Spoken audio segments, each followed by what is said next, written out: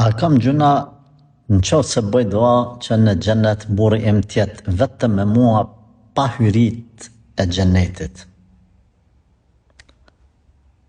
Motër, në xhennet nuk ka xhelozi. Allahu Jalla Shanuhu e ka përmend në Kur'an wa naza'na ma fi qulubihim min qill. Kemi me largu atë pjesën ku është xhelozia e insanit.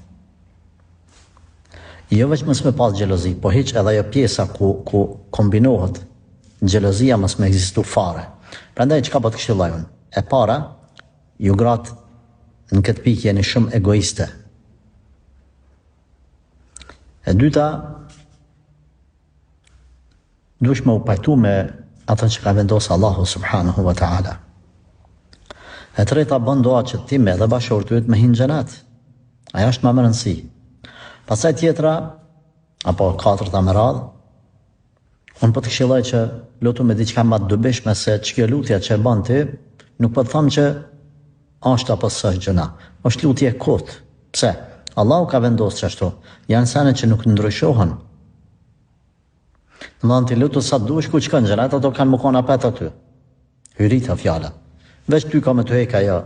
Ma mirë thuaj o Zot, më shtin xhenet. Pastaj leja Allahu të zgjel pjesët që i takojnë Zotit. Gjana që i takojnë Allahut leja atij. Ti merr me ato që të takojnë ty, përmirësimin e vetes, përmirësimin e familjes, bashortit që kumien së bashku në xhenet, bërjen e duave që janë dobit tonë dhe të bashortit. Pra Allahu xhaleshana e ka vendosur këtë rregull.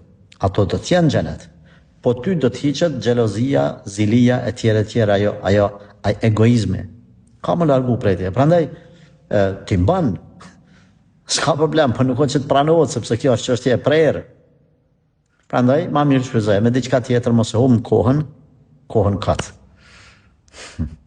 Subhanallah.